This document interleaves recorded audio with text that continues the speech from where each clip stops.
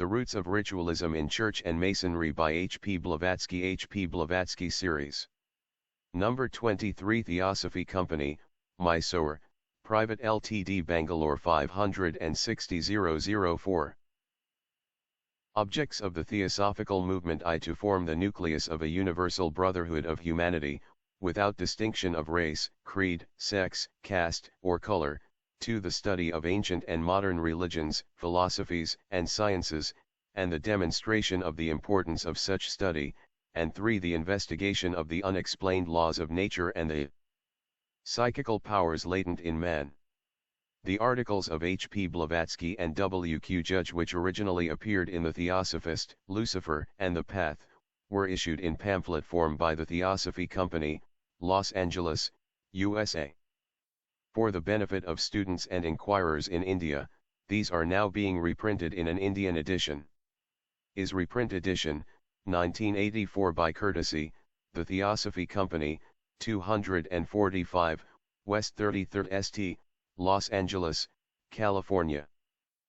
90007, USA. Printed by V. N. Iyer at Commercial Printing House, 41/1, 3rd Main Road, Gandhinagar, Bangalore 560-009, and published by J. M. Tijoriwala for Theosophy Company, Mysore, Private Limited, 4, Sir Krishna Rao Road, Basavangudi, Bangalore 560-004. The untangling of the skeins of the early history of the Christian era is a task no scholar has been equal to, and the indifference of the modern world of scientific progress to such minor mysteries has seemed quite natural to men completely confident of their superiority to ancient thinkers. However, since the midpoint of the 20th century, the possibility that teachers of the past knew truths which are lost to us has been receiving increasing attention. The anxiety is off our civilization air, bringing second thoughts about the modern claims to progress, and there is a definite turning among reflective persons to inquiry into philosophical religion. In such a period, study of the writings of H. P. Blavatsky on this large and important subject becomes especially valuable. Her tracing of the lines of descent of religious ideas, practices, and customs from sources antedating the earliest days of the Christian epoch, up to the present, is essential to gaining a comprehension of the effect upon history and human life of now prevailing religious beliefs. 2 of her articles concerned with these matters give the clear insight of a proficient in occultism on the origins of Christian belief, showing its sources in more ancient teachings and faiths, and detailing through citation and illustration its connection with the religious philosophies of the pagan world. One of these articles is the scholarly study, The Esoteric Character of the Gospels. The other, The Roots of Ritualism in Church and Masonry, which first appeared in 2 parts in Lucifer for March and May 1, 889, deals with the priestly transactions which shaped the dogmas and familiar belief of popular Christianity, and illuminates the origin and evolution of the historically influential institution known forward as Masonry. Readers will find it helpful, in studying this article, to refer to the introductory pages of The Secret Doctrine, and also the preface to the 2nd volume of Isis Unveiled. The latter volume, it should be noted, contains an extensive treatment of the subjects considered in this article. In The Roots of Ritualism, the religions of the world are seen to have emerged as the consequence of the heroic efforts by wise teachers to bring the attention of men to timeless truths concerning the nature and destiny of the soul. Most crucial of all among these ideas is the conception of the highest, commonly called the God idea. The problem of the teachers, it seems clear, has been to preserve the purity of this philosophical conception while instructing in the all-pervasive reality it represents. This involves the use of symbols which resist materialization and other distortions of human fancy. And HPB, herself, as a teacher intent upon the restoration of this sublime conception to its primeval integrity, begins her consideration of the forms of Western religion and belief with an exploration of the philosophical originals of the God idea in West. Thought, examining the etymology of the word God.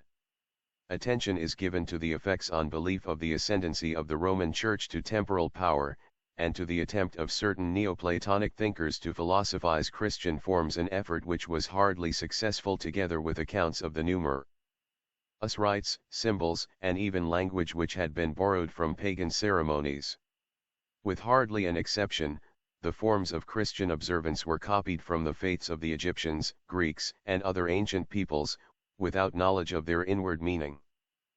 Throughout this article, the literalism of Church Christianity is subjected to severe criticism, the writer's basic intent being to point to the wisdom of the ancients in preserving a clear distinction between all finite symbols and the transcendent spiritual truths which are beyond any limiting conception or definition.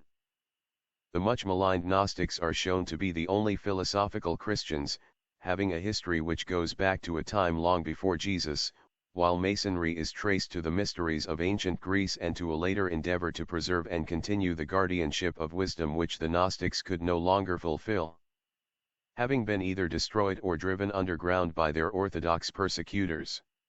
An Ariadne's thread of common verity runs through all these ancient forms of philosophical inquiry and devotion. Beneath the colorful details of myths, legends of heroes, and cosmological allegories is a vast substratum of ancient truth, only small portions of which are now imperfectly reflected, and too often inverted, in the inherited beliefs of the modern world. Yet that substratum can be uncovered, its suggestive symbolic representations understood, and the intent of its teachers, both ancient and modern, renewed by those able to recognize the key to all these mysteries. This article by H.P. Blavatsky might prove such a key for those who will study her explanations of the teachings of old philosophical religions and of the truths behind the beliefs which became common throughout Europe and America centuries after. Lucifer. March and May, 1889. In Church and Masonry Theosophists are very often, and very unjustly too, accused of infidelity and even of atheism. This is a grave error, especially with regard to the latter charge. In a large society, composed of so many races and nationalities, in an association wherein every man and woman is left to believe in whatever he or she likes, and to follow or not to follow just as they please the religion they were born and brought up in, there is but little room left for atheism. As for infidelity, it becomes a misnomer and a fallacy. To show how absurd is the charge, in any case, it is sufficient to ask our traducers to point out to us, in the whole civilized world, that person who is not regarded as an infidel by some other person belonging to some different creed. Whether one moves in highly respectable and orthodox circles, or in a so-called heterodox society, it is all the same. It is a mutual accusation, tacitly, if not openly, expressed, a kind of a mental game at shuttlecock and battledore flung reciprocally, and in polite silence, at each other's heads. In sober reality, then, no theosophist any more than a non-theosophist can be an infidel, while, on the other hand, there is no human being living who is not an infidel in the opinion of some sectarian or other. As to the charge of atheism, it is quite another question. What is atheism, we ask, first of all? Is it disbelief in and denial of the existence of a god, or gods, or simply the refusal to accept a personal deity on the somewhat gushy definition of R. Hall, who explains atheism as a ferocious system because it leaves nothing above us to excite awe, nor around us to awaken tenderness? If the former, then most of our members, the hosts in India, Burma, and elsewhere, would demur, as they believe in gods and supernal beings, and are in great awe of some of them. Nor would a number of Western theosophists fail to confess their full belief in spirits, whether spatial or planetary, ghosts or angels. Many of us accept the existence of high and low intelligences, and of beings as great as any personal god. This is no occult secret. What we confessed to in the November Lucifer editorial, we reiterate again. Most of us believe in the survival of the spiritual ego, in planetary spirits and nirmanakayas, those great adepts of the past ages, who, renouncing their right to nirvana, remain in our spheres of being, not as spirits but as complete spiritual man beings. Save their corporeal, visible envelope, which they leave behind, they remain as they were, in order to help poor humanity, as far as can be done without sinning against karmic law. This is the great renunciation, indeed, an incessant, conscious self-sacrifice throughout eons and ages till that day when the eyes of blind mankind will open and, instead of the few, all will see the universal Theosophist. These beings may well be regarded as God and gods if they would but allow the fire in our hearts, at the thought of that purest of all sacrifices, to be fanned into the flame of adoration, or thesmalst altar in their honor. But they will not. Verily, the secret heart is fair devotions, only, temple, and any other, in this case, would be no better than profane ostentation. Now with regard to other invisible beings, some of whom are still higher, and others far lower on the scale of divine evolution. To the latter we will have nothing to say, the former will have nothing to say to us, for we are as good as non-existent for them. The homogeneous can take no cognizance of the heterogeneous, and unless we learn to shuffle off our mortal coil and commune with them spirit to spirit, we can hardly hope to recognize their true nature. Moreover, every true Theosophist holds that the divine higher self of every mortal man is of the same essence as the essence of these gods. Being, moreover, endowed with free will, hence having, more than they, responsibility, we regard the incarnated ego as far superior to, if not more divine than, any spiritual intelligence still awaiting incarnation. Philosophically, the reason for this is obvious, and every metaphysician of the Eastern school will understand it. The incarnated ego has odds against it which do not exist in the case of a pure divine essence unconnected with matter.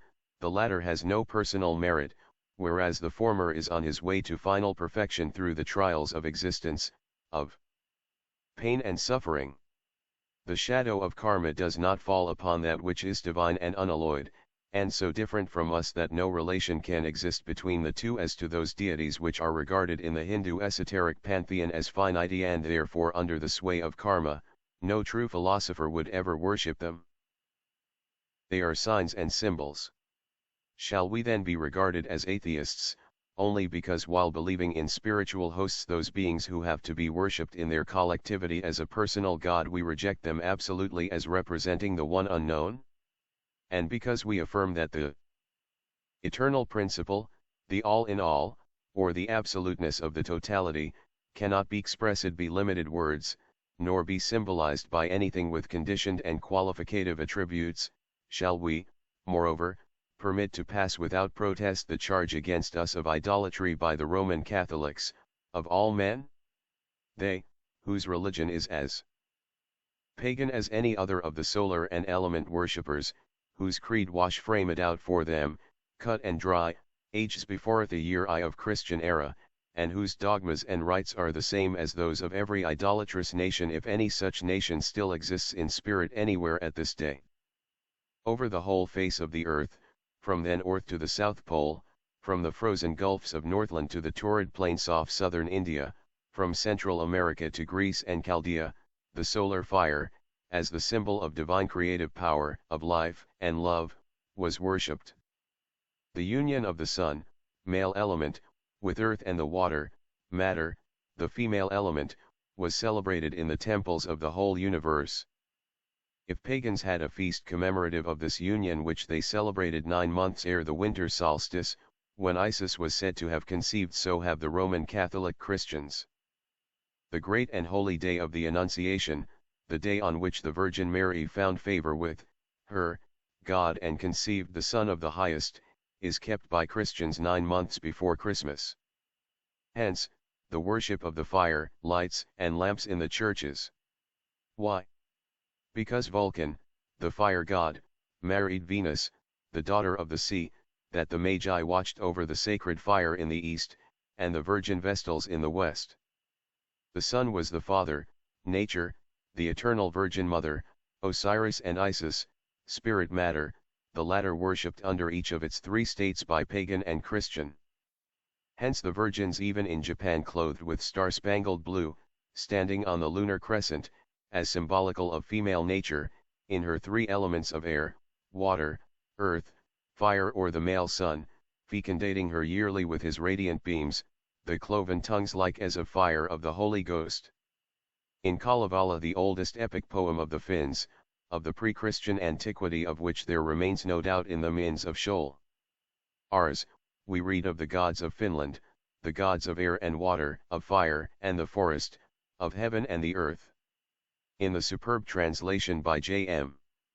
Crawford, in Rune L, Volume 2, the reader will find the whole legend of the Virgin Mary in Mariatta. Child of beauty, Virgin Mother of the Northland. Ukko, the Great Spirit, whose abode is in Jumala, the sky or heaven, chooses the Virgin Mariatta as his vehicle to incarnate through her in a man-god. She becomes pregnant by plucking and eating a red berry, Marja, when, repudiated by her parents, she gives birth to a son immortal, in the manger of a stable. Then the holy babe disappears, and Mariatta is in search of him. She asks a star, the guiding star of Northland, where her holy baby lies hidden, but the star answers her angrily, "If I knew, I would not tell thee, 'tis thy child that me created in the cold to shine forever," and tells the Virgin nothing.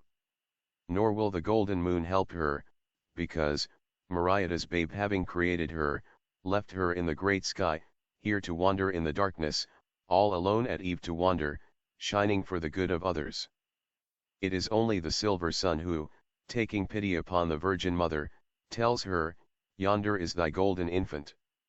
There thy holy babe lies steeping, hidden to his belt in water, hidden in the reeds and rushes." She takes the holy baby home, and while the mother calls him flower, others named him son of sorrow. Is this a post-Christian legend? Not at all, for, as said, it is essentially pagan in origin and recognized as pre-Christian. Hence, with such data in hand in literature, the ever-recurring taunts of idolatry and atheism, of infidelity and paganism, ought to cease. The term idolatry, moreover, is of Christian origin.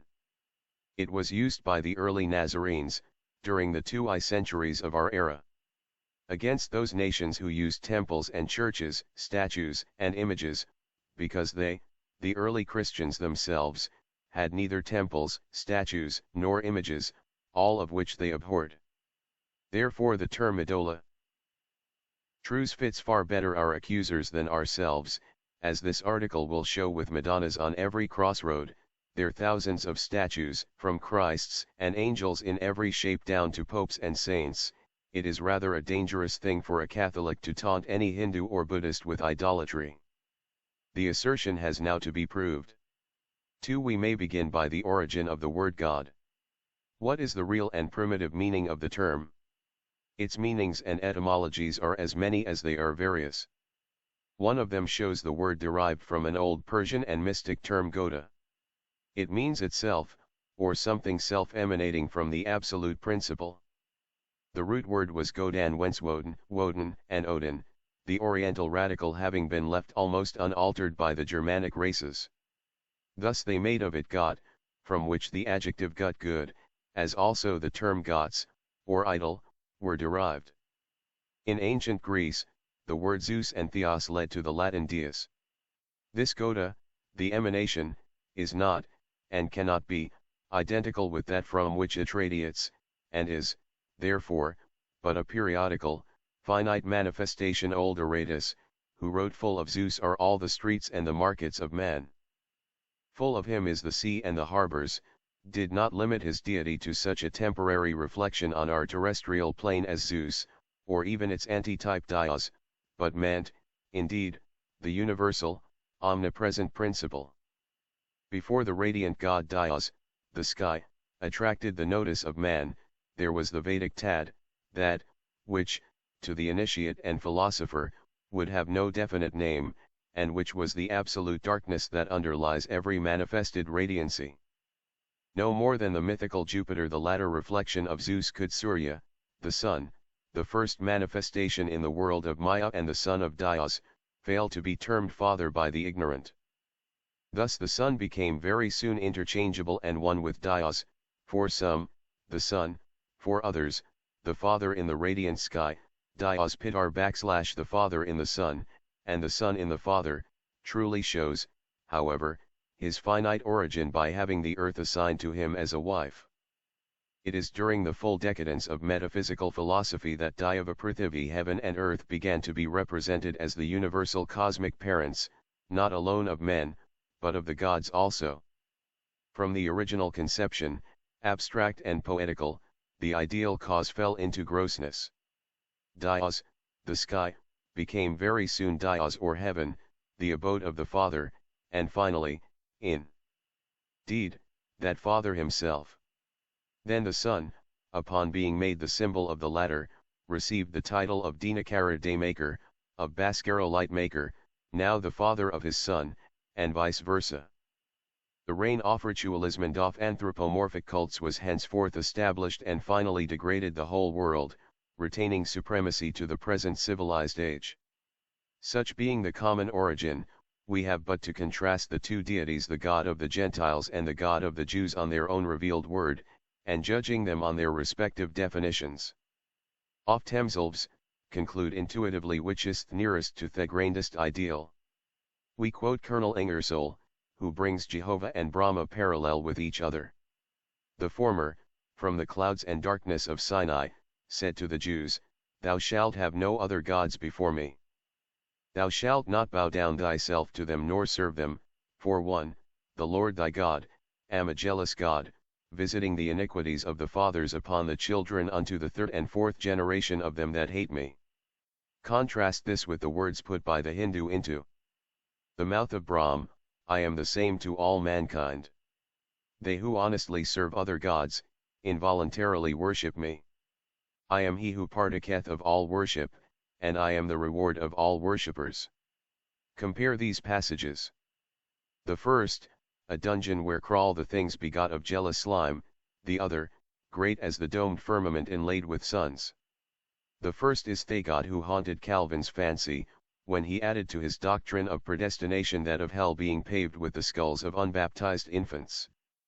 The beliefs and dogmas of our churches are far more blasphemous in the ideas they imply than those of the benighted heathen. The amours of Brahma, under the form of a buck, with his own daughter, as a deer, or of Jupiter with Leda, under that of a swan, are grand allegories. They were never given out as a revelation, but known to have been the products of the poetic fancy of Hesiod and other mythologists. Can we say as much of the immaculate daughters of the God of the Roman Catholic Church, Anna and Mary?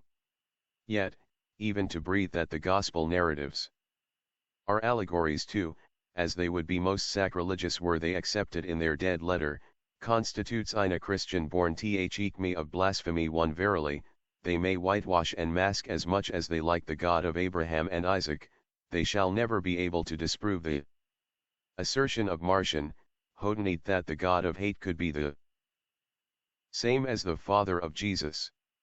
Heresy or not, but the Father in heaven of the churches remains since then a hybrid creature, a mixture between the Jove of the pagan mobs and the jealous God of Moses, exoterically the Son, whose abode is in heaven, or the sky, esoterically. Does he not give birth to light that shineth in darkness, to the day, the bright Dios, the sun? And is he not the most high Dia Selim?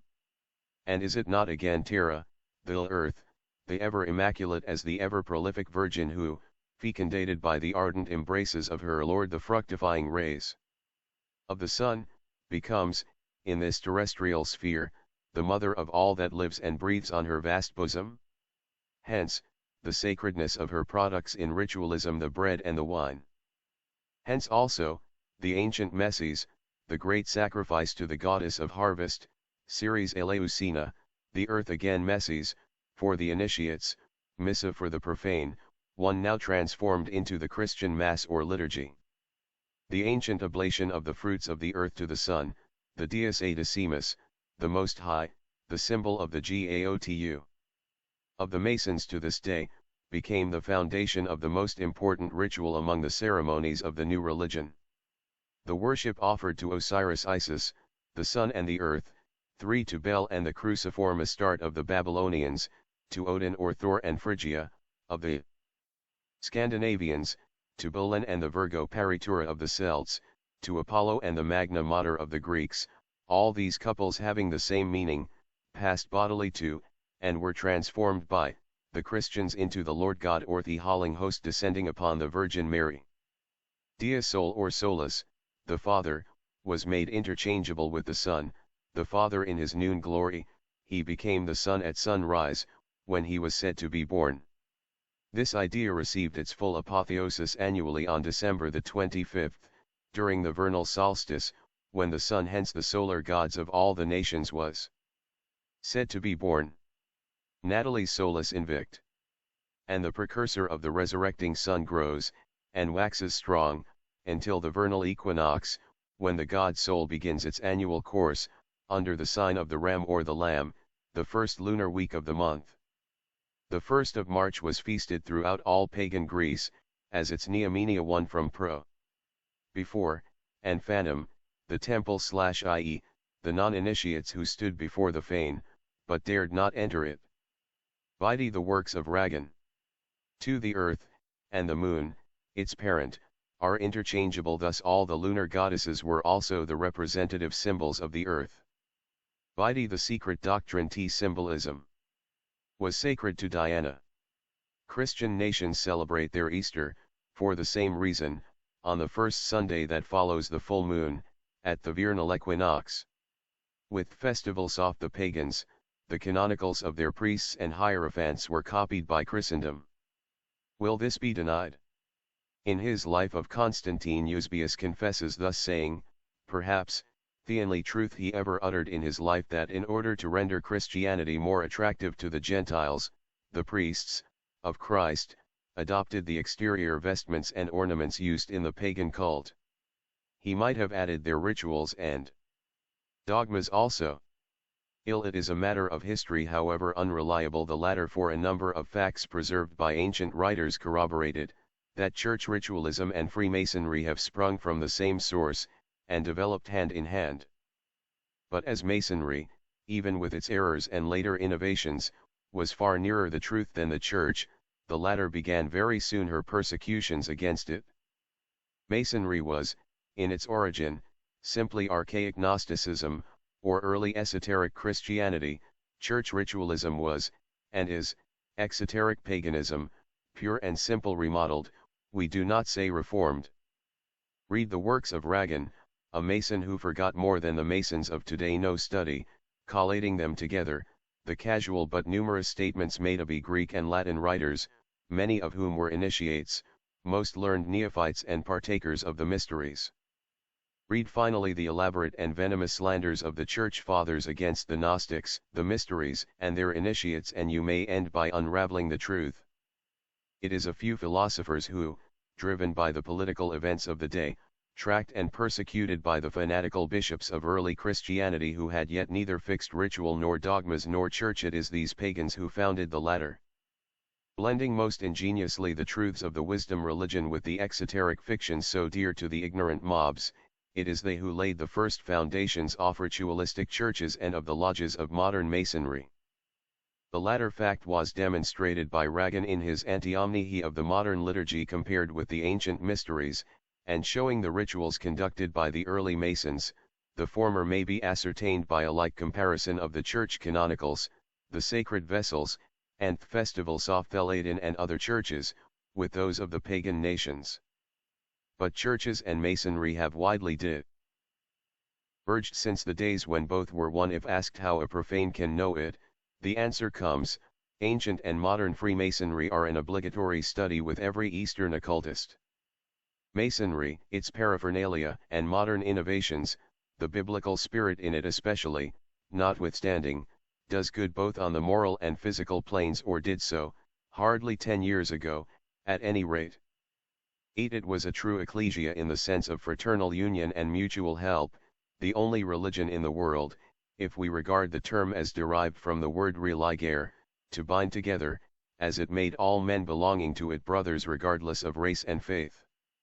Whether with the enormous wealth at its command it could not do far more than it does now, is no business of ours. We see no visible, crying evil from this institution, and no one yet, save the Roman Church, has ever been found to show that it did any harm. Can Church Christianity say as much?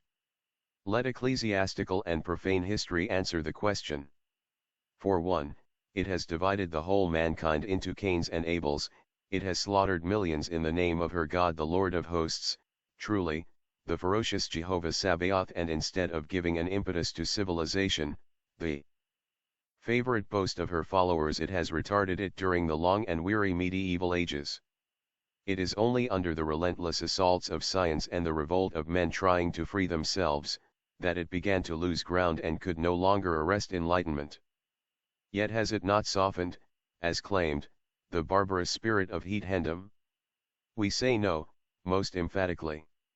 It is churchanity with its odium theologicum, since it could no longer repress human progress, which infused its lethal spirit of intolerance, its ferocious selfishness, greediness, and cruelty into modern civilization under the mask of cant and meek Christianity. When were the pagan Caesars more bloodthirsty or more coolly cruel than are the modern potentates and their armies? When did the millions of the proletariat starve as they do now? When has mankind shed more tears and suffered than at present? Yes, there was a day when the Church and Masonry were one. These were centuries of intense ephemeral reaction, a transitional period of thought as heavy as a nightmare, an age of strife.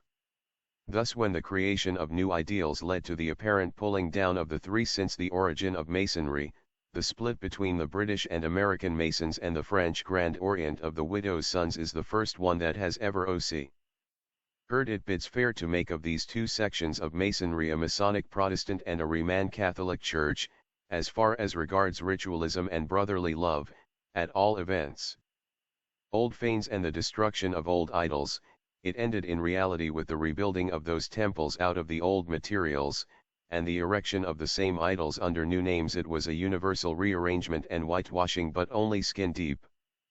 History will never be able to tell us, but tradition and judicious research do, how many semi-hierophants and even high initiates were forced to become renegades in order to ensure the survival of the secrets of initiation. Pretextatus, proconsul at Achaia, is credited with remarking in the 5th century of our era that to deprive the Greeks of the sacred mysteries which bind together the whole mankind was equivalent to depriving them of their life. The initiates took perhaps the hint, and thus joining nolens volens the followers of the new faith, then becoming all domineering, acted accordingly. Some Hellenized Jewish Gnostics did the same, and thus more than one Clemens Alexandrinus, a convert to all appearance, an ardent Neoplatonist and the same philosophical pagan at heart, became the instructor of ignorant Christian bishops. In short, the convert Malgirl blended the two external mythologies, the old and the new, and while giving out the compound to the masses, kept the sacred truths for himself. The kind of Christians they made may be inferred from the example of Saint-Sus, the Neoplatonist. What scholar is ignorant of the fact, or would presume to deny, that the favorite and devoted pupil of Hypatia the virgin philosopher, the martyr and victim of the infamous Cyril of Alexandria, had not even been baptized when first offered by the bishops of Egypt the Episcopalian see of the Ptolemaic? Every student is aware that, when finally baptized, after having accepted the office proffered, it was so skin deep that he actually signed his consent only after his conditions had been complied with and his future privileges guaranteed. What the chief clause was, is curious. It was a sine qua non condition that he was to be allowed to abstain from professing the Christian doctrines that he, the new bishop, did not believe in. Thus, although baptized and ordained in the degrees of deaconship, priesthood, and episcopate, he never separated himself from his wife, never gave up his Platonic philosophy, nor even his sport so strictly forbidden to every other bishop. This occurred as late as the VTH century. Such transactions between initiated philosophers and ignorant priests of Reformed Judaism were numerous in those days. The former sought to save their mystery vows and personal dignity, and to do so they had to resort to a much to be regretted compromise with ambition, ignorance, and the rising wave of popular fanaticism. They believed in divine unity, the one or solus, unconditioned and unknowable, and still they consented to render public homage and pay reverence to Sol, the sun moving among his 12 apostles, the 12 signs of the zodiac, alias the 12 sons of Jacob. The hoi polloi, remaining ignorant of the former, worshipped the latter, and in them, their old time-honored gods. To transfer that worship from the solar, lunar and other cosmic deities to the thrones, archangels, dominions, and saints was no difficult matter, the more so since the said sidereal dignities were received into the new Christian canon with their old names almost unchanged. Thus, while, during Mass, the grand elect reiterated, under his breath, his absolute adherence to the supreme universal unity of the incomprehensible workman, and pronounced in solemn and loud tones the sacred word, now substituted by the Masonic word at low breath, his assistant proceeded with the chanting of the Kyrielle of names of those inferior sidereal beings whom the masses were made to worship. To the profane catechumen, indeed, who had offered prayers but a few months or weeks before to the bull Apis and the holy Cynocephalus, to the sacred Ibis and the hawk-headed Osiris, St. John's eagle 4 and the divine dove, witness of the baptism while hovering over the Lamb of God, must have appeared as the most natural development and sequence to his own national and sacred zoology, which he had been taught to worship since the day of his birth. For it may thus be shown that both modern Freemasonry and Church Ritualism descend in direct line from initiated Gnostics, Neoplatonists, and renegade hierophants of the pagan mysteries, the secrets of which they have lost, but which have been nevertheless, for it is an error to say that John the Evangelist became the patron saint of Masonry only after the XVth century, and it implies a double mistake between John the Divine, the seer and the writer of Revelation, and John the Evangelist, who is now shown in company of the eagle. There is a great difference, as the latter John is a creation of Irenaeus, along with the fourth Gospel. Both were the result of the quarrel of the Bishop of Lyons with the Gnostics, and no one will avert what was the real name of the writer of the grandest of the Evangels. But what we do know is, that the eagle is the legal property of John, the author of the Apocalypse, written originally centuries BC, and only re-edited, before receiving canonical hospitality. This John, or Ons, was the accepted patron of all the Egyptian and Greek Gnostics, who were the early builders or masons of Solomon's temple, as, earlier, of the pyramids, from the beginning of, preserved by those who would not compromise. If both Church and Masons are willing to forget the history of their true origin, the Theosophists are not. They repeat, Masonry and the three great Christian religions are all inherited goods. The ceremonies and passwords of the former, and the prayers, dogmas, and rites of the latter, are travestied copies of pure paganism, copied and borrowed as diligently by the Jews, and of Neoplatonic theosophy. Also, that the passwords used even now by biblical Masons and connected with the tribe of Judah, Tubal-Cain, and their zodiacal dignitaries of the Old Testament are the Jewish aliases of the ancient gods of the heathen mobs, not of the gods of the hierogrammatists, the interpreters of the true mysteries. That which follows proves it well. The good Masonic brethren could hardly deny that in name they are solely Coles indeed, the worshippers of the sun in heaven, in whom the erudite Ragan saw such a magnificent symbol of the G.A.O.T.U. which it surely is. Only the trouble he had was to prove, which no one can, that the said G.A.O.T.U. was not rather the soul of the small exoteric fry of the profanes than the solus of the high apopti. For the secret of the fires of Solus, the spirit of which radiates in the blazing star, is a hermetic secret which, unless Amason studies true theosophy, is lost to him forever. He has ceased to understand now, even the little indiscretions of Chudi.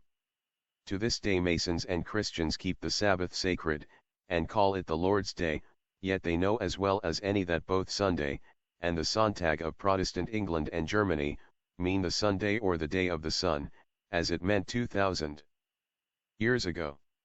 And you, reverend and good fathers, priests, clergymen, and bishops, you who so charitably theosophy idolatry and doom its adherents openly and privately to eternal perdition, can you boast of one single rite, vestment, or sacred vessel in church or temple that does not come to you from paganism? Nay, to assert it would be too dangerous, in view, not only of history, but also of time.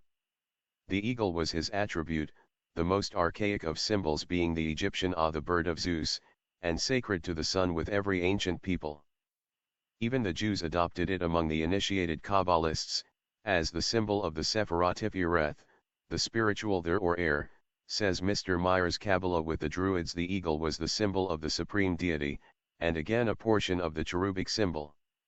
Adopted by the pre-Christian Gnostics, it could be seen at the foot of the Tou in Egypt before it was placed in the Rose-Croix degree at the foot of the Christian cross. Preeminently the bird of the sun, the eagle is necessarily connected with every solar god, and is the symbol of every seer who looks into the astral light, and sees in it the shadows of the past, present, and future, as easily as the eagle looks at the Sunday. The confessions of your own priestly craft. Let us recapitulate if only to justify our assertions. Roman sacrificators had to confess before sacrificing, rites ducal.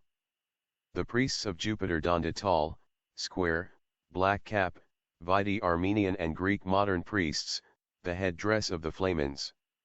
The black soutane of the Roman Catholic priest is the black hierochorisses, the loose robe of the Mithraic priests, so called from being raven-colored, raven, chorux. The king priest of Babylon had a golden seal ring and slippers kissed by the conquered potentates, a white mantle, a tiara of gold, to which 2 bandlets were suspended. The popes have the seal ring and the slippers for the same use, a white satin mantle bordered with golden stars, a tiara with 2 bejeweled bandlets suspended to it, etc., etc. The white linen alba vestis, is the garment of the priests of Isis. The top of the heads of the priests of Anubis was shaven, juvenile, hence the tonsure. The chasuble of the Christian father is the copy from the upper garment of the Phoenician priests sacrificers, a garment called collasiris, tied at the neck and descending to their heels. The stole comes to our priests from the female garment worn by the Galli, the male notches of the temple, whose office was that of the Jewish Catechism, vide 2 Kings 23:7, for the true word, their belt of purity, from the ephod of the Jews, and the Isaac cord. The priests of Isis being vowed to chastity. Fide Ragan, for details. The ancient pagans used holy water or lust rations to purify their cities, fields, temples, and men, just as it is being done now in Roman Catholic countries. Fonts stood at the door of every temple, full of lustral water and called favusses and equiminaria. Before sacrificing, the pontiff or the curian, whence the French cure, dipping a laurel branch into the lustral water, sprinkled with it the pious congregation assembled, and that which was then termed lustrica. An aspergillum is now called sprinkler, or gupelin, in French. The latter was with the priestesses of Mithra the symbol of the universal lingam. Dipped during themisteries in lustral milk, the faithful were sprinkled with it. It was the emblem of universal fecundity, hence the use of the holy water in Christianity, a rite of phallic origin. More than this, the idea underlying it is purely occult and belongs to ceremonial magic. Lust rations were performed by fire, sulfur, air, and water. To draw the attention of the celestial gods, ablutions were resorted to conjure the nether gods away, aspersion was used. The vaulted ceilings of cathedrals and churches, Greek or Latin, are often painted blue and studded with golden stars, to represent the canopy of the heavens. This is copied from the Egyptian temples, where solar and star worship was performed. Again, the same reverence is paid in Christian and Masonic architecture at Orient, or the Eastern Point, as in the days of paganism. Ragan described it fully in his destroyed volumes. The Princeps Porta, the door of the world, and of the King of Glory, by whom was meant at first the Son, and now his human symbol, the Christ, is the door of the Orient, and faces the east in every church and temple. It is through this door of life, the solemn pathway, through which the daily entrance of the luminary into the oblong square asterisk of the earth or the tabernacle of the sun is effected every morning, that the newly born babe is ushered, and carried to the baptismal font, and it is to the left of this edifice, the gloomy north, whither start apprentices, and where the candidates got their trial by water, that now the fonts, and in the days of old the well, piscinus, of lustral waters, were placed in the ancient churches, which had been pagan fanes. The altars of heathen Lutetia were buried, and found again under the choir of Notre Dame of Paris, its ancient lustral wells existing to this day in the said church. Almost every great ancient church on the continent that antedates the Middle Ages was once a pagan temple in virtue of the orders issued by the bishops and popes of Rome. Gregory the Great, Platon Nsavi, commands the monk Augustine, his missionary in England, in this wise: destroy the idols, never the temples. Sprinkle them with holy water, place in them relics, and let the nations worship in the places they are accustomed to.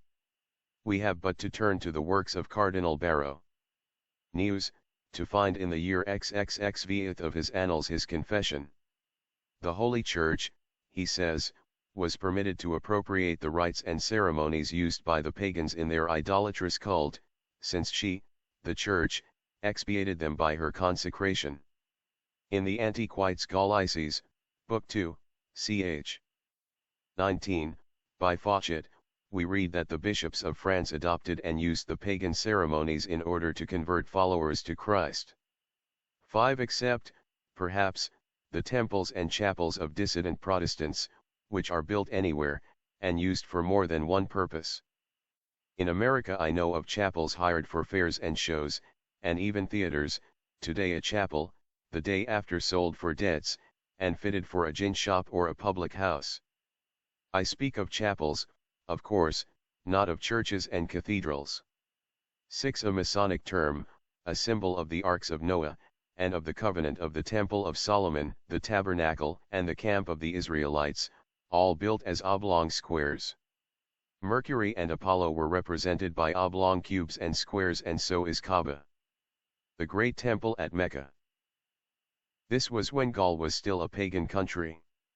Are the same rites and ceremonies used now in Christian France, and other Roman Catholic countries, still going on in grateful remembrance of the pagans and their gods? Up to the 15th century the churches knew of no altars. Up to that date the altar was a table raised in the middle of the temple, for purposes of communion, or fraternal repasts, the xena, as Mass was originally said in the evening. In the same way now the table is raised in the lodge for Masonic banquets, which usually close the preceding sophologiand, at which the resurrected Hiram abits the widow's sons, honor their toasts spiffering, a Masonic mode of transubstantiation.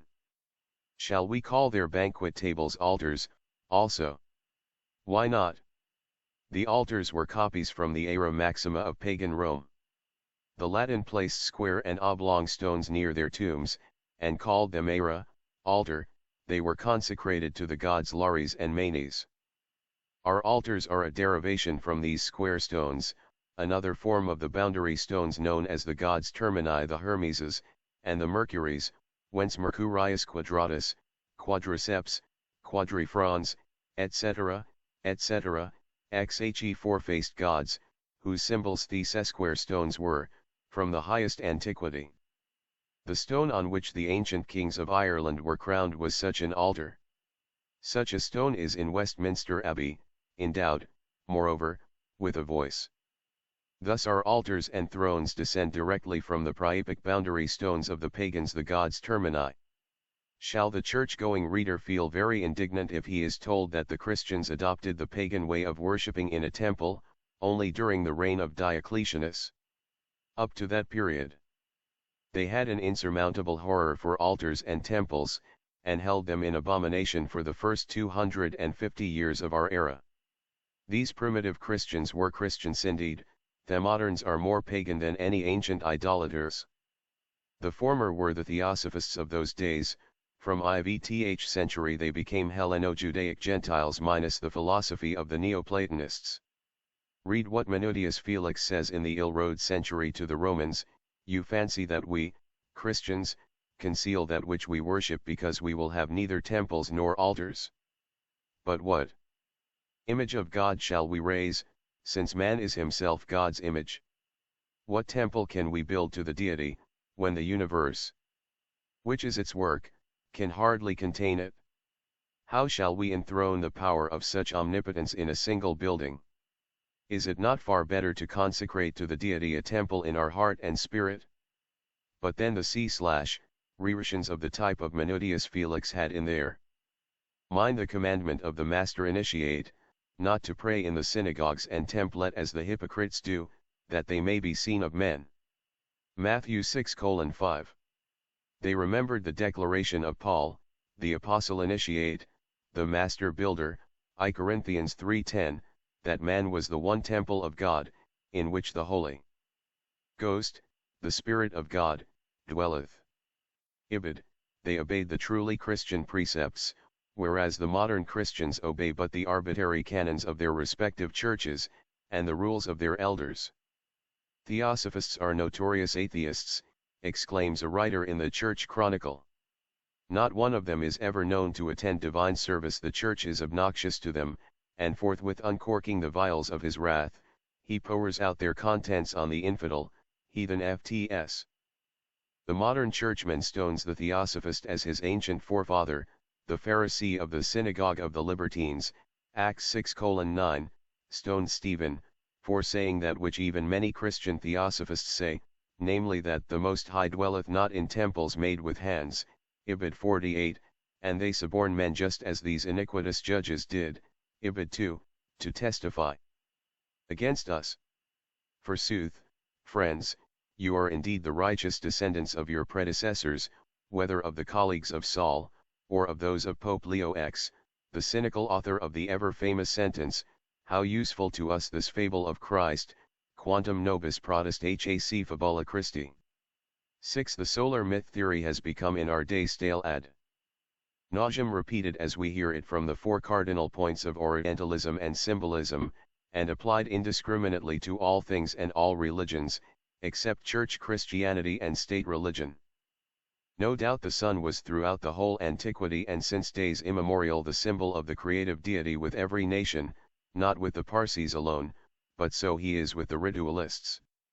As in days of old, so it is now. Our central star is the Father for the profanes, the Son of the ever unknowable deity for the epopti. Says the same Mason, Ragan, the Son was the most sublime and natural image of the great architect, as the most ingenious of all the allegories under which the moral and good man, the true sage, had ever endowed infinite and limitless intelligence. Apart from the latter assumption, Ragan is right, for he shows the symbol gradually receding from the ideal so represented and conceived, and becoming finally from a symbol theoriginal. In the minds of his ignorant worshippers.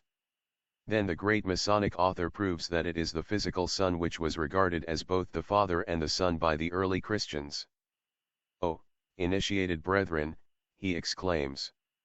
Can you forget that in the temples of the existing religion a large lamp burns night and day? It is suspended in front of the chief altar, the depository of the Ark of the Sunday. Another lamp burning before the altar of the Virgin Mother is the emblem of the light of the moon. Clemens Alexandrinus tells us that the Egyptians were the first to establish the religious use of the lamps. Who does not know that the most sacred and terrible duty was entrusted to the Vestals? If the Masonic temples are lighted with three astral lights, the sun, the moon, and episcopes, wardens, in French surveillance, it is because one of the fathers of Masonry, the learned Pythagoras, ingenuously suggests that we should not speak of divine things without a light. Pagans celebrated a festival of lamps called Lampadaphorix in honor of Minerva, Prometheus, and Vulcan. But Lactantius and some of the earliest fathers of the new faith complained bitterly of this pagan introduction of lamps in the churches, if they deigned, writes Lactantius, to contemplate that light which we call the sun, they would soon recognize that God has no need of their lamps. And Vigilantius adds, under the pretext of religion the Church established a Gentile custom of lighting vile candles, while the sun is there illuminating us with 1,000 lights. Is it not a great honor for the Lamb of God, the Son thus represented, which placed in the middle of the throne, the universe, fills it with the radiance of His majesty? Such passages prove to us that in those days the primitive church worshipped the great architect of the world in its image, the Son, soul of its kind. The Mass and its Mysteries, pages 19 and 20. Indeed, while Christian candidates have to pronounce the Masonic oath turned to the east and that their venerable keeps in the eastern corner, Because the neophytes were made to do the same during the pagan mysteries, the Church has, in her turn, served the identical rite. During the High Mass. The high altar, Aera Maxima, is ornamented with the tabernacle, or the pyx, the box in which the host is kept, and with 6 lighted tapers. The esoteric meaning of the pyx and contents the symbol of the Christ Son is that it represents the resplendent luminary, and the 6 tapers the 6 planets, the early Christians knowing of no more, 3 on his right and 3 on his left. This is a copy of the 7-branched candlestick of the synagogue, which has an identical meaning.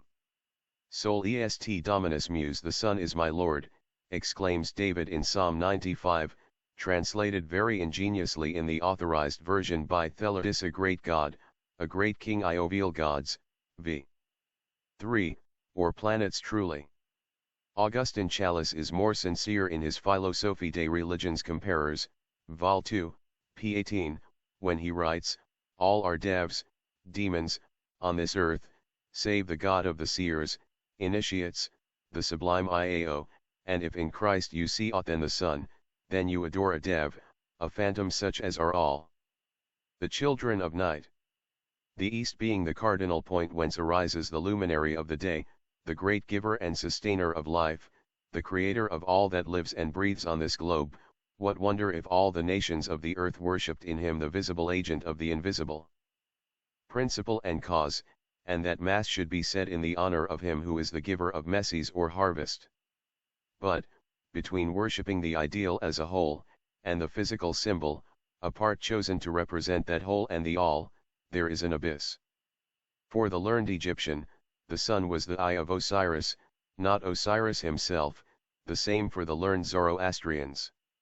For the early Christians the sun became the deity in toto and by dint of casuistics, sophistry, and dogmas not to be questioned, the modern Christian churches have contrived to force even the educated world to accept the same, while hypnotizing it into a belief that their God is the one living true deity, the maker of, not the sun, a demon worshipped by the heathen. But what may be the difference between a wicked demon, and the anthropomorphic God, e.g., as represented in Solomon's Proverbs? That God, unless poor, helpless, ignorant men call upon him, when their fear cometh as desolation and their destruction as a whirlwind, threatens them in such words as these, I will laugh at your calamities, I will mock when your fear cometh. Prov. 1:27, identify this God with the great avatar on whom the Christian legend is hung, make him one with that true initiate who said, blessed are they that mourn, for they shall be comforted, and what is the result? Such identification alone is quite sufficient to justify the fiendish joy of Tertullian. Who laughed and rejoiced at the idea of his infidel next of kin roasting in hell fire. The advice of Hieronymus to the Christian convert to trample over the body of his pagan mother, if she seeks to prevent him leaving her forever to follow Christ, and it makes of all the church tyrants, murderers, and omnes gentes of the Inquisition, the grandest and noblest exemplars of practical Christianity that have ever lived. 7. The ritualism of primitive Christianity, as now sufficiently shown, sprang from ancient Masonry. The latter was, in its turn, the offspring of the, then, almost dead mysteries. Of these we have now a few words to say. It is well known that throughout antiquity, besides the popular worship composed of the dead letter forms and empty exoteric ceremonies, every nation had its secret cult known to the world as the mysteries. Strabo, one among many others, warrants for this assertion. Vide George, Lib 10. No one received admittance into them save those prepared for it by special training. The neophytes instructed in the upper temples were initiated into the final mysteries in the crypts. These instructions were the last surviving heirlooms of archaic wisdom, and it is under the guidance of high initiates that they were enacted. We use the word enacted purposely, for the oral instructions at low breath were given only in the crypts, in solemn silence and secrecy. During the public classes and general teachings, the lessons in cosmogony and theogony were delivered in allegorical representation, the modus operandi of the gradual evolution of cosmos, worlds, and finally of our earth, of gods and men, all was imparted in a symbolical way. The great public performances during the festivals of the mysteries, were witnessed by the masses and the personified truths worshipped by the multitudes blindly. Alone the high initiates, the epopte, understood their language and real meaning. All this, and so far, is well known to the world of scholars. It was a common claim of all the ancient nations that the real mysteries of what is called so unphilosophically, creation, were divulged to the elect of our, fifth, race by its first dynasties of divine rulers, gods in flesh, divine incarnations, or avatars, so called. The last stanzas, given from the Book of Jin in the Secret Doctrine, Volume 2 p. 21, speak of those who ruled over the descendants produced from the holy stock, and who descended, who made peace with the fifth race, who taught and instructed it. The phrase made peace shows that there had been a previous quarrel. The fate of the Atlanteans in our philosophy, and that of the Prediluvians in the Bible, corroborates the idea. Once more, many centuries before the Ptolemies, the same abuse of the sacred knowledge crept in amongst the initiates of the sanctuary in Egypt. Preserved for countless ages in all their purity, the sacred teachings of the gods, owing to personal ambition and selfishness, became corrupted again. The meaning of the symbols found itself but too often desecrated by unseemly interpretations, and very soon the Eleusinian mysteries remained the only ones pure from adulteration and sacrilegious innovations. These were in honor of Ceres, Demeter, or nature, and were celebrated in Athens, the flowers of the intellect of Asia Minor and Greece being initiated thereinto. In his fourth book, Zosimus states that these initiates embrace the whole of mankind, while Aristides calls the mysteries the common temple of the earth. It is to preserve some reminiscence of this temple, and to rebuild it, if need be, that certain elect ones among the initiated began to be set apart. This was done by their high hierophants in every century, from the time when the sacred allegories showed the first signs of desecration and decay. For the great Eleusinia finally shared the same fate as the others. Their earlier excellency and purpose are described by Clement of Alexandria, who shows the greater mysteries divulging the secret santh mode of construction of the universe, this being the beginning, the end, and the ultimate goal of human knowledge, for in them was shown to the initiated nature and all things as they are. Strom. 8. This is the Pythagorean Graiasis, Phorogis Twvocov. Epictetus speaks of these instructions in the highest terms. All that is ordained therein was established by our masters for the instruction of men and the correction of our customs. Apud Arion. Dissert lib cap. 21.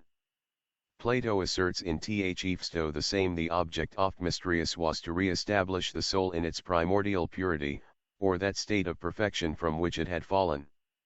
8. But there came a day when the mysteries deviated from their seven, says Cicero, into nat deorum, lib. I omito eleus inum sanctam illum et Augustum, ab initium turgentis orarum ultima. Purity in the same way as the exoteric religions. This began when the state bethought itself, on the advice of Aristogeiton, 510 BC, of drawing from The Eleusinia a constant and prolific source of income. A law was passed to that effect. Henceforth, no one could be initiated without paying a certain sum of money for the privilege. That boon, which could hitherto be acquired only at the price of incessant, almost superhuman effort toward virtue and excellency, was now to be purchased for so much gold. Laymen and even priests themselves, while accepting the desecration, lost eventually their past reverence for the inner mysteries, and this led to further profanation of the sacred science. The rent made in the veil widened with every century, and more than ever the supreme hierophants, dreading the final publication and distortion of the most holy secrets of nature, labored to eliminate them from the inner program, limiting the full knowledge thereof but to the few, it is those set apart, who soon became the only custodians of the divine heirloom of the ages. 7 centuries later, we find Apuleius, his sincere inclination toward magicanth mystical notwithstanding, writing in his Golden Ass a bitter satire against the hypocrisy and debauchery of certain orders of /ia//initiated priests. It is through him also, that we learn that in his day, illed century A.D., the mysteries had become so universal that persons of all ranks and conditions, in every country, men, women, and children all were initiated. Initiation had become as necessary in his day as baptism has since become with the Christians, and, as the latter is now, so. The former had become then i.e., meaningless, and a purely dead-letter ceremony of mere form. Still later, the fanatics of the new religion laid their heavy hand on the mysteries. The epops, they who see things as they are, disappeared one by one, emigrating into regions inaccessible to the Christians. The mysti, from mists or veiled, they who see things only as they appear remain very soon, alone, sole masters of the situation. It is the former, the set apart, who have preserved the true secrets. It is the mysti, those who knew them only superficially, who laid the first foundation stone of modern Masonry, and it is from this half-pagan, half-converted primitive fraternity of Masons that Christian ritualism and most of dogmas were born. Both the epops and the mysti are entitled to the name of Masons, for both carrying out their pledges to, and the injunction of their long-departed hierophants and fiat /u kings rebuilt, the epopte, their lower, and the mysti, their upper temples. For such were the irrespective appellations in antiquity, and are so to this day in certain regions. Sophocles speaks in the Electro, Act 2, of the foundations of Athens, the site of the Eleusinian mysteries, as being the sacred edifice of the gods, i.e., built by the gods. Initiation was spoken of as walking into the temple, and cleaning, or rebuilding the temple referred to the body of an initiate on his last and supreme trial. Vide St. John's Gospel, 2:19. The esoteric doctrine, also, was sometimes called by the name of temple, and popular exoteric religion, by that of city. To build a temple meant to found an esoteric school, to build a city temple signified to establish a public cult. Therefore, the true surviving Masons of the lower temple, or the crypt, the sacred place of initiation, are the only custodians of the true Masonic secrets now lost to the world. We yield willingly to the modern fraternity of Masons the title of builders of the higher temple, as the a priori superiority of the comparative adjective is as illusionary as the blaze of the burning bush of Moses itself in the Templars' lodges. 9. The misunderstood allegory known as the descent into Hades, has wrought infinite mischief. The exoteric fable of Hercules and Theseus descending into the infernal regions, the journey thither of Orpheus, who found his way by the power of his lyre, Ovid Metam. Y. of Krishna, and finally of Christ, who descended into hell and the third day rose again from the dead, was twisted out of recognition by Thenon-initiated adapters of pagan rites and transformers thereof, into church rites and dogmas. Astronomically, this descent into hell symbolized the sun during the autumnal equinox, when, abandoning the higher sidereal regions, there was a supposed fight between him and the demon of darkness who got the best of our luminary. Then the sun was imagined to undergo a temporary death and to descend into the infernal regions. But mystically, it typified the initiatory rites in the crypts of the temple, called the underworld. Bacchus, Heracles, Orpheus, Asclepios, and all the other visitors of the crypt, all descended into hell and ascended thence on the third day, for all were initiates and builders of the lower temple.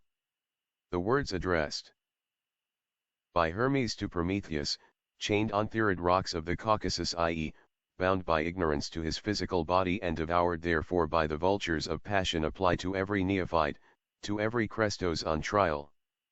To such labors look thou for no termination until the, or a, God shall appear as a substitute in thy pangs, and shall be willing to go both to gloomy Hades and to the murky depths around Tartarus. O Aeschylus, Prometheus, 1027, ff. They mean simply that until Prometheus, or man, could find the god, or hierophant, the initiator, who would willingly descend into the crypts of initiation, and walk around Tartarus with him, the vulture of passion would never cease to gnaw his vitals. 8. Aeschylus as a pledged initiate could say no more, but Aristophanes, less pious, or more daring, divulges the secret to those who are not blinded by a too strong preconception, in his immortal satire on Heracles' descent into hell. Frogs. There we find the chorus of the blessed ones, the initiated, the Elysian fields, the arrival of Bacchus, the god Hierophant, with Heracles, the reception with lighted torches, emblems of new life and resurrection from the darkness of human ignorance into the light of spiritual knowledge, eternal life. Every word of the brilliant satire shows the inner meaning of the poet. Wake, burning torches, for thou comest shaking them in thy hand, Iac, phosphoric star of the nightly rite. All such final initiations took place during the night. To speak, therefore, of anyone as having descended into Hades, was equivalent in antiquity to calling him a full initiate. To those who feel inclined to reject this explanation, I would offer a query. Let them explain, in that case, the meaning of a sentence in the 6th book of Virgil's Aenew. What can the poet mean, if not that which is asserted above, when introducing the aged Anchises in the Elysian fields, he makes him advise Aeneas his son, to travel to Italy, where he would have to fight in Latium, a rude and barbarous people. Therefore, he adds, before you venture there descend into Hades, i.e. eat the dark region in the crypt, into which the candidate under initiation was supposed to throw away forever his worst passions and lusts. Hence the allegories by Homer, Ovid, Virgil, etc., all accepted literally by the modern scholar. Phlegethon was the river in Tartarus into which the initiate was thrice plunged by the Hierophant, after which the trials were over and the new man born anew. He had left in the dark stream the old sinful man forever, and issued on the third day, from Tartarus, as an individuality, the personality being dead. Such characters as Ixion, Tantalus, Sisyphus, etc., are each a personification of some human passion. Get yourself initiated. The benevolent clericals, who are so apt to send us on the slightest provocation to Tartarus and the infernal regions, do not suspect what good wishes for us the thread contains, and what a holy character one must be before one gets into such a sanctified place. It is not pagans alone who had their mysteries. Bellarmine, De Eccl Triumph, Lib 2, Cap 14, states that the early Christians adopted, after the example of pagan ceremonies, the custom of assembling in the church during the nights preceding their festivals, to hold vigils or wakes.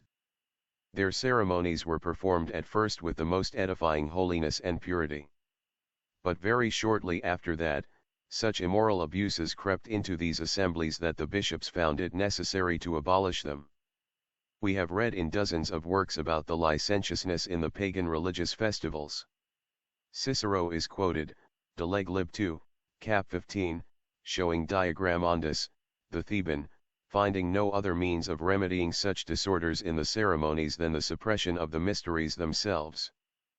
When we contrast the two kinds of celebrations, however, the pagan mysteries hoary with age centuries before our era, and the Christian agaps and others in a religion hardly born and claiming such a purifying influence on its converts, we can only pity the mental blindness of its defenders and quote for their benefit Roscommon, who asks, when you begin with so much pomp and show, why is the end so little and so low? Primitive Christianity, being derived from the primitive Masonry, had its grip, passwords, and degrees of initiation. Masonry is an old term, but it came into use very late in our era. Paul calls himself a master builder, and he was one. The ancient Masons called themselves by various names, and most of the Alexandrian eclectics, the Theosophists of Ammonius Saccas and the later Neoplatonists, were all virtually Masons. They were all bound by oath to secrecy, considered themselves a brotherhood, and had also their signs of recognition.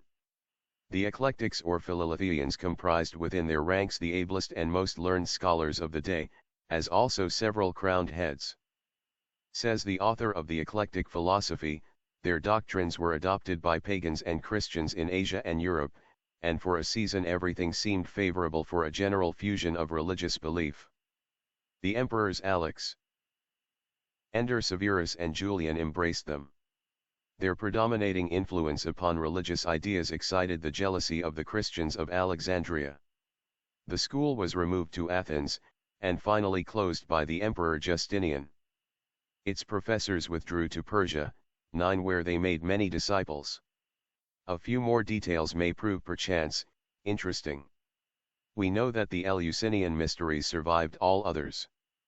While the secret cults of the minor gods such as the Curates, the Dactyli, the worship of Adonis, of the Kabiri, and even those of old Egypt had entirely disappeared under the revengeful and cruel hand of the pitiless Theodosius, the mysteries of Eleusis could not be so easily disposed of.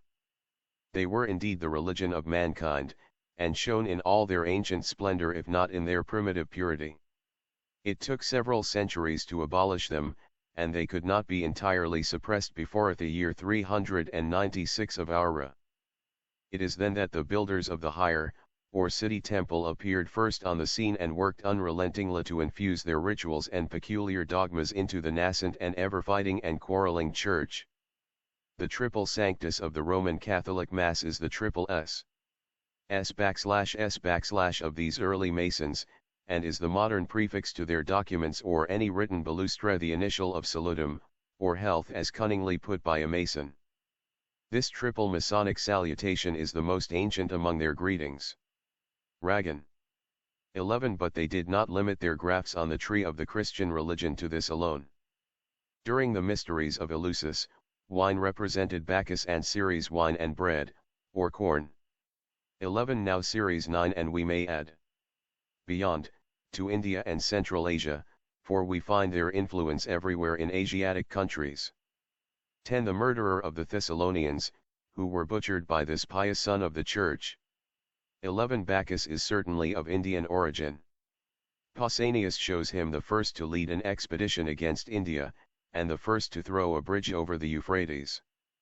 The cable which served to unite the two opposite shores being exhibited to this day, writes this historian, it being woven from vine branches and trainings of ivy. Acts 29, 4. Arianus and Quintus Curtius explained the allegory of Bacchus' birth from the thigh of Zeus, by saying that he was born on the Indian Mount Meru, from thigh. We are aware that Eratosthenes and Strabo believed the Indian Bacchus had been invented by flatterers to simply please Alexander, believed to have conquered India as Bacchus is supposed to have done. But on the other hand, Cicero mentions the god as a son of Dione and Nisus, and Dionysus means the god Dis from Mount Nysl in India. Bacchus crowned with ivy, or Kissos, is Krishna, one of whose names was Kisan. Dionysus was preeminently the god who was expected to liberate the souls of men from their prisons of flesh, Hades and the human Tartarus, in one of its symbolical senses. Cicero calls Orpheus a or Demeter was the female productive principle of the earth, the spouse of Father. Either, or Zeus, and Bacchus, the son of Zeus Jupiter, was his father manifested. In other words, Ceres and Bacchus were the personifications of substance and spirit, the two vivifying principles in nature and on earth. The Hierophant initiator presented symbolically, before the final revelation of the mysteries, wine and bread to the candidate, who ate and drank, in token that the spirit was to quicken matter, i.e., the divine wisdom of the higher self was to enter into and take possession of his inner self or soul through what was to be revealed to him. This rite was adopted by the Christian Church. The Hierophant, who was called the Father, has now passed, part and parcel minus knowledge, into the Father Priest, who today administers the same communion. Jesus calls himself a vine and his Father the husbandman, and his injunction at the Last Supper shows his thorough knowledge of the symbolical meaning, vidi infra, note, of bread and wine, and his identification with the logoi of the ancients. Whoso eateth my flesh and drinketh my blood hath eternal life. This is a hard saying, he adds. The words, rhemata, or arcane utterances, that I speak unto you, they are spirit and they are life. They are, because it is the spirit that quickeneth. Furthermore, these rhemata of Jesus are indeed the arcane utterances of an initiate. But between this noble rite, as old as symbolism, and its later anthropomorphic interpretation, now known as transubstantiation, there is an abyss of ecclesiastical sophistry. With what force the exclamation, "Woe unto you lawyers!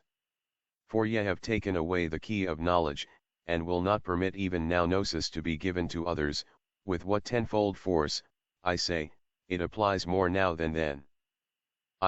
That ga/os/s, ye entered not in yourselves, and them that were, and are, entering ye prevented, and still prevent. Nor has the modern priesthood alone laid itself open to this blame. Masons, the descendants, or at any rate the successors, of the builders of the upper temple during the mysteries, they who ought to know better, will pooh-pooh and scorn any one among their own brethren who will remind them of their true origin. Son of Bacchus, and there is a tradition which not only makes Orpheus come from India, he being called dark, of tawny complexion, but identifies him with Arjuna, the Kila and adoptive son of Krishna. Vide 5 years of Theosophy, was writing known before Panini. Several great modern scholars and Kabbalists who are Masons, and could be named, received worse than the cold shoulder from their brethren. It is ever the same old story. Even Ragan, the most learned in his day among all the Masons of our century, complains of it, in these words: "All the ancient narratives attest that the initiations in the days of old had an imposing ceremonial, and became memorable forever through the grand truths divulged and the knowledge that resulted therefrom. And yet there are some modern Masons, of half-learning, who hasten to treat as charlatans all those who successfully remind of, and explain to them these ancient ceremonies." Course. Philos, p. 87 no. 2. 12 Vanitas Vanitatum. Nothing is new under the sun. The litanies of the Virgin Mary prove it in the sincerest way. Pope Gregory I introduces the worship of the Virgin Mary, and the Chalcedonian Council proclaim her the Mother of God. But the author of the litanies had not even the decency, or is it the brains, to furnish her with any other than pagan adjectives and titles, as I shall presently show. Not a symbol, not a metaphor of this famous litany, but belonged to a crowd of goddesses, all queens, virgins, or mothers, these 3 titles applying to Isis, Rhea, Cybele, Diana, Lucifera, Lucina, Luna, Tellus, Latona Triformis, Proserpina, Hecate, Juno, Vesta, Ceres, Leucothea, Astarte, Celestial Venus, and Urania, Alma Venus, etc., etc., etc. Besides the primitive signification of Trinity, the esoteric, or that of Father, Mother, Son, does not this Western Trimurti, 3 faces, mean in the Masonic pantheon, Sun, Moon, and the Venerable? A slight alteration, forsooth, from the Germanic and Northern fire, Sun, and Moon. It is the intimate knowledge of this, perchance, that made the Mason, J. M. Ragan, describe his profession of faith thus: "For me the Sun is the same as Horus, son of Osiris and Isis. He is the Sun who, every year redeems the world from sterility and the universal death of the races." And he goes on to speak of the Virgin Mary's particular litanies, temples, festivals, masses, and church services, pilgrimages, oratories, Jacobins, Franciscans, Vestals, prodigies, ex voto, niches, statues, etc., etc., etc. De Maleville, a great Hebrew scholar and translator of rabbinical literature, observes that the Jews give to the moon all those names which, in the litanies, are used to glorify the Virgin. He finds in the litanies of Jesus all the attributes of Osiris the eternal Sun, and of Horus, the annual Sunday. And he proves it. Mater Christi is the mother of the Redeemer of the old Masons, who is the Sunday.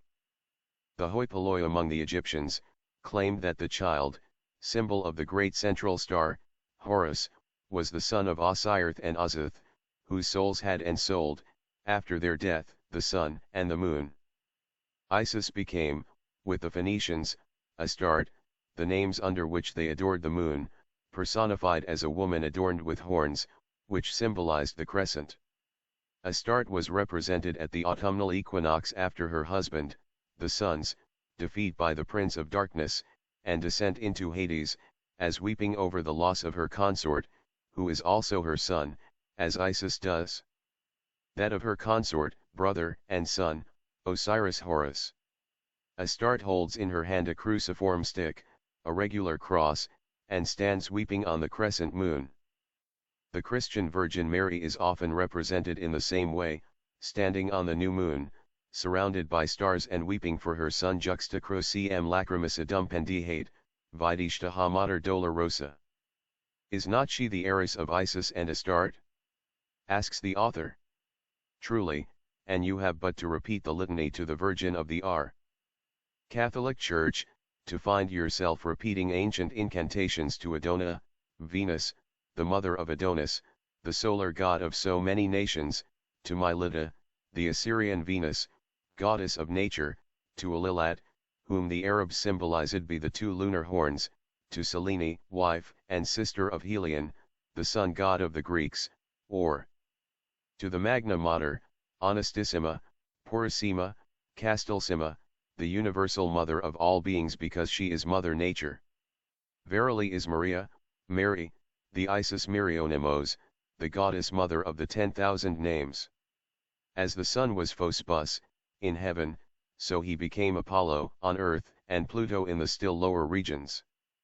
After sunset, so the moon was Phcebe in heaven, and Diana on earth, Xia, Latona, Ceres, becoming Hecate and Proserpine in Hades. Where is the wonder then if Mary is called Regina Virginum, Queen of Virgins, and Castis Sima, most chaste, when even the prayers offered to her at the 6th hour of the morning and the evening are copied from those sung by the heathen Gentiles at the same hours in honor of Phoebe and Hecate? The verse of the Litany to the Virgin, Stella Matutina, 12 we are informed, is a faithful copy of a verse from Thelatany of the Triformis Ophthepagans. It is at the council which condemned Nestorius that Mary was first titled as the Mother of God, Mater Dei. In our next, we shall have something to say about this famous litany of the Virgin, and show its origin in full. We shall cull proofs, as we go along, from the classics and the moderns, and supplement the whole from the annals of religions as found in the esoteric doctrine. Meanwhile, we may add a few more statements and give the etymology of the most sacred terms in ecclesiastical ritualism. 13. Let us give a few moments of attention to the assemblies of the builders of the Upper Temple in early Christianity. Ragan has shown plainly to us the origin of the following terms. The word mass, comes from the Latin messes harvest, whence the noun meshes, he who ripens the harvest, Christ, the Sunday. B. The word lodge used by the Masons, the feeble successors of the initiates, has its root in loga, floka, in Sanskrit, a locality and a world, and in the Greek logos, the word, a discourse, signifying in its full meaning a place where certain things are discussed. C. These assemblies of the logos of the primitive initiated Masons came to be called synaxis. Gatherings of the brethren for the purpose of praying and celebrating the xena, supper, wherein only bloodless offerings, fruit, and cereals, were used. Soon after these offerings began to be called hostis or sacred and pure hosties, in contrast to the impure sacrifices, as of prisoners of war, hosts, whence the word hostage. As the offerings consisted of the harvest fruits, the first fruits of messes, thence the word mass. Since no father of the church mentions, as some scholars would have it, that the word mass comes from the Hebrew missah, oblatum, offering, one explanation is as good as the other. For an exhaustive inquiry on the word missa and mizda, see King's Gnostics, pages 124, et sec. Now the word synaxis was also called by the Greeks agermis, 12 the morning star, or Lucifer, the name which Jesus calls himself in Rev. 22:16, and which becomes nevertheless the name of the devil, as soon as a theosophical journal assumes it. Atyp/ios, a collection of men, assembly. It referred to initiation into the mysteries. Both words synaxis and agermis 18 became obsolete with the Christians. And the word missa, or mass, prevailed and remained. Theologians will have it, desirous as they are to veil its etymology, that the term Messias, Messiah, is derived from the Latin word missus, messenger, the sent. But if so, then again it may be applied as well to the Son, Ihyanu al messenger, sent to bring light and new life to the earth and its products. The Hebrew word for Messiah Mshia, anointed, from Masha, to anoint, will hardly apply to, or bear out the identity in the ecclesiastical sense, nor will the Latin missa, mass, derive well from that other Latin word mittera, missum, to send, or dismiss. Because the communion service, its heart and soul is based on the consecration and oblation of the host or hostia, sacrifice, a wafer, a thin, leaf-like bread, representing the body of Christ in the Eucharist, and that such wafer of flour is a direct development of the harvest or cereal offerings.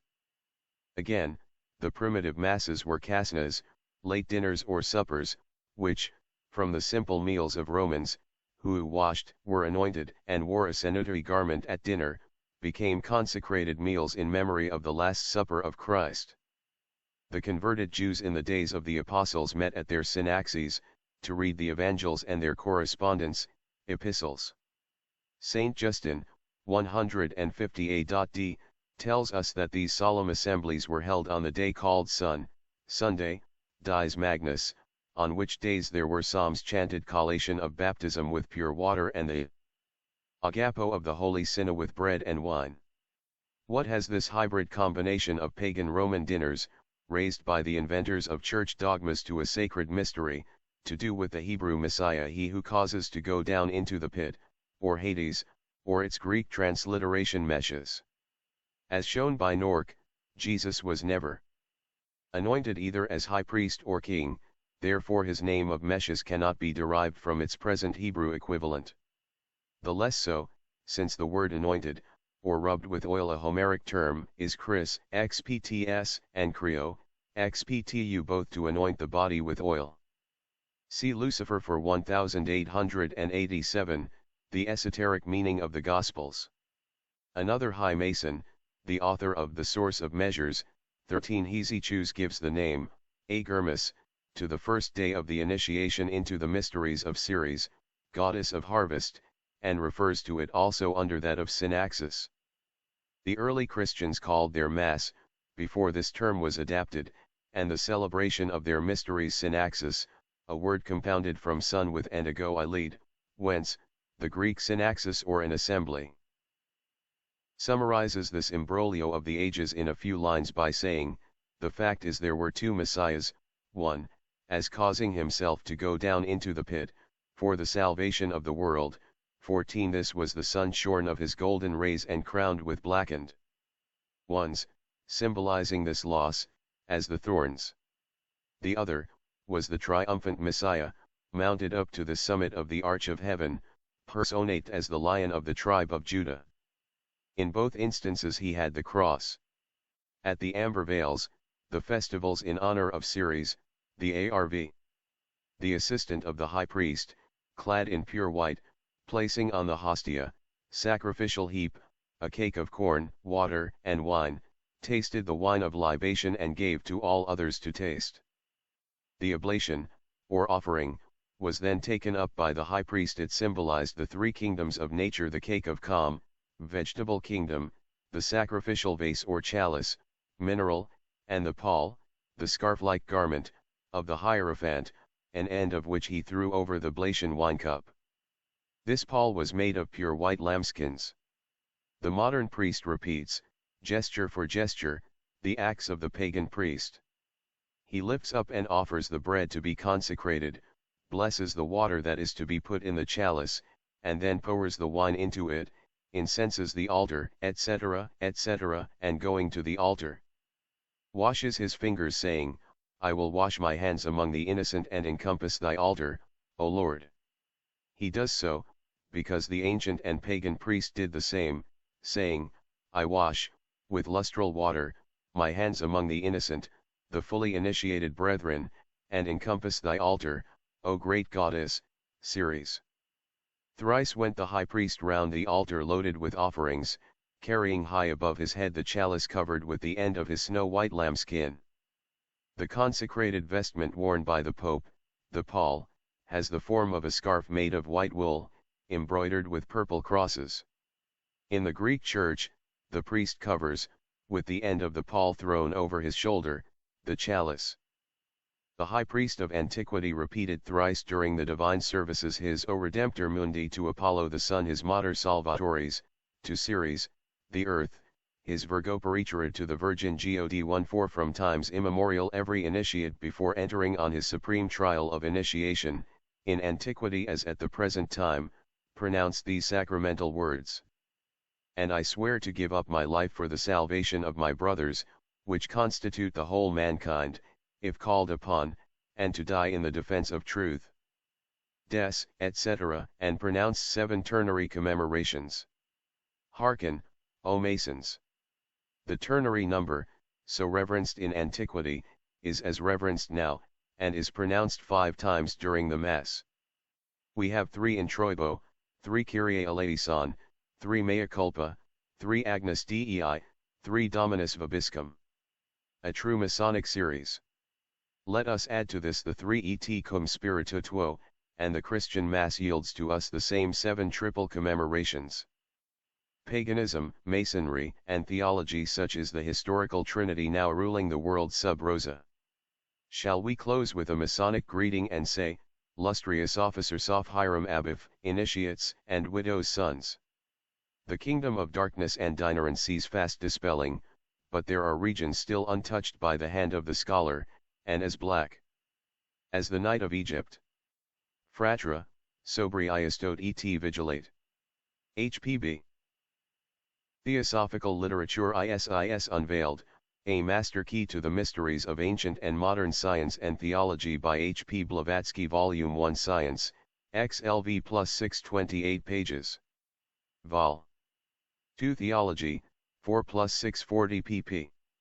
This exhaustive study of religion and science was Madame Blavatsky's first presentation of theosophy to the modern world.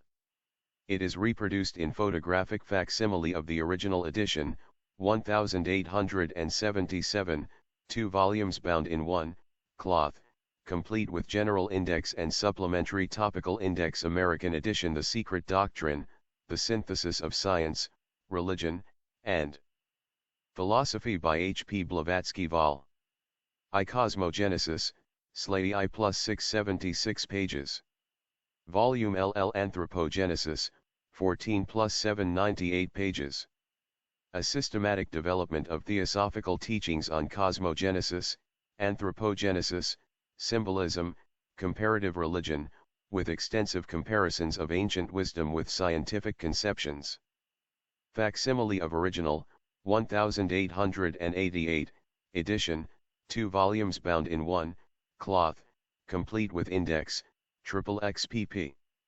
American edition. Index to the Secret Doctrine, all volume and page reference to the original edition, London 1888, and to the photographic facsimile reproduction, listed above, reprint X plus 172 pages.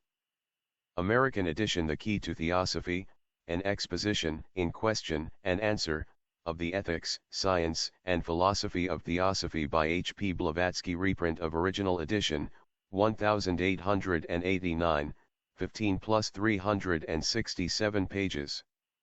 Indian edition. The Voice of the Silence, by H. P. Blavatsky. A blank verse rendition of chosen fragments from the Book of the Golden Precepts, belonging to the Contemplative or Mahayana, Yogacarya, school. Reprint of the original edition, 1889, 4 plus 79 pages, cloth.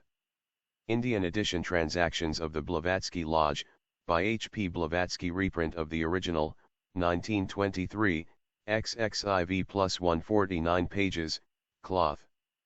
American edition. A Modern Panarion, by H. P. Blavatsky. A collection of fugitive fragments.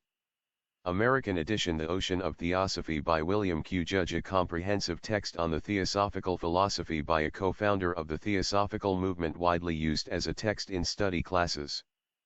Reprint of original edition, 1893, 15 plus 182 pages.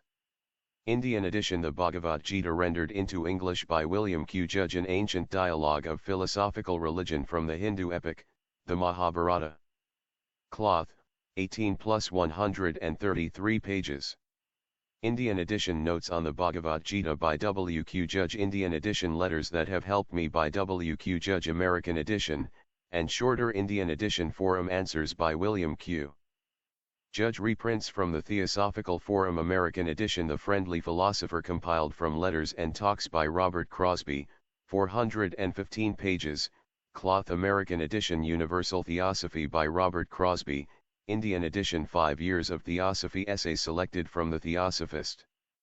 American edition, order from Theosophy Company, Mysore, Private Limited, 4, Sir Krishna Rao Road, Bangalore 560,004, India.